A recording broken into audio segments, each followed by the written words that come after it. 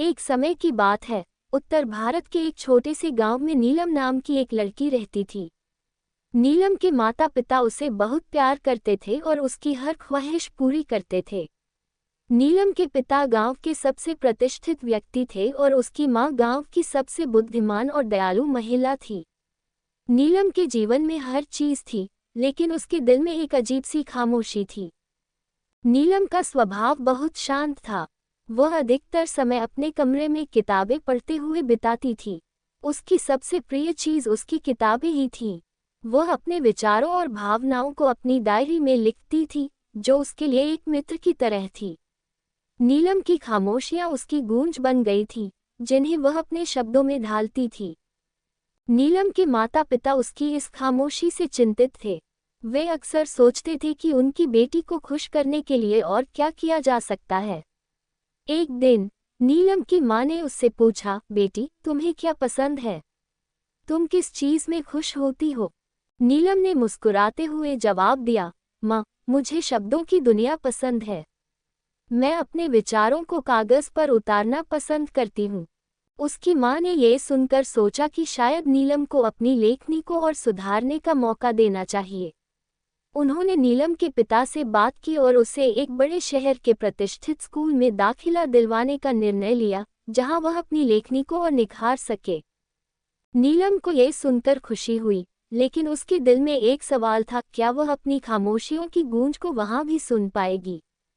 बड़े शहर में आकर नीलम ने अपने स्कूल में दाखिला लिया। वहां उसे कई नए दोस्त मिले, लेकिन उसकी खामोशी अब भी उसके साथ थी। एक दिन स्कूल के एक प्रोजेक्ट के तहत उसे एक कहानी लिखने का मौका मिला। नीलम ने अपनी कहानी में अपनी खामोशियों की गूंज को उतार दिया। उसने अपनी भावनाओं को खुलकर व्यक्त किया और अपनी कहानी को जीवंत बना दिया। जब उसकी कहानी स्कूल में पढ़ी गई, तो सब लोग उसकी लेखनी के कायल हो गए। उसके शिक्षक ने उसकी प्रशंसा की और उसे एक लेखक बनने की सलाह दी। नीलम के अंदर आत्मविश्वास जागा और उसने अपनी लेखनी को और भी निखारने का संकल्प लिया। समय बीतता गया और नीलम की कहानियां मशहूर होती गईं। उसने कई किताबें लिखी और उसकी हर किताब में उसकी खामोशियों की गूंज साफ सुनाई देती थी। उसकी कहानियों में एक ऐसी गहराई थी, जो पाठकों के दिल को छू जाती थी। नीलम ने अपनी लेखनी के माध्यम से अपनी खामोशियों को आवाज दी और उसे पूरे विश्व में पहचान मिली। एक दिन नीलम अपने गांव वापस आई। उसने अपने माता पिता को अपनी किताबें दिखाईं और कहा, माँ, पापा, आपकी बेटी अब एक सफल लेखिका बन गई है। उसके माता पिता ने गर्व से उसे गले लगाया और उसकी मेहनत और लगन की तारीफ की। नीलम ने अपने गांव में एक स्कूल खोला, जहां बच्चों को लेखनी का महत्व सिखाया जाता था। उसने बच्चों को सिखाया कि खामोशियां भी अपनी गूंज रखती हैं और उन्हें समझने के लिए हमें अपने अंदर झांकना पड़ता है। नीलम की कहानी ने गांव के लोगों को एक महत्वपूर्ण संदेश दिया कि खामोशियों की गूंज भी सुनने लायक होती है।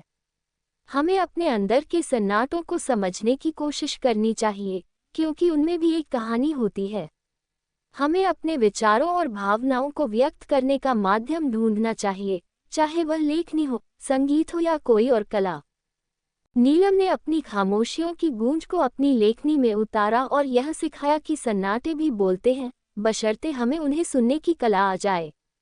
उसका जीवन इस बात का प्रतीक बन गया कि खामोशियां भी कभी कभी सबसे बड़ी आवाज होती हैं। नीलम की कहानी हमें ये सिखाती है कि खामोशियां भी अपनी गूंज रखती हैं।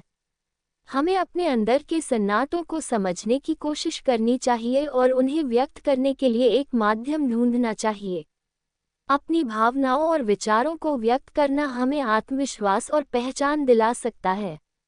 खामोशियों की गूंज भी सुनने लायक होती है, बस हमें उन्हें समझने की कला आनी चाहिए।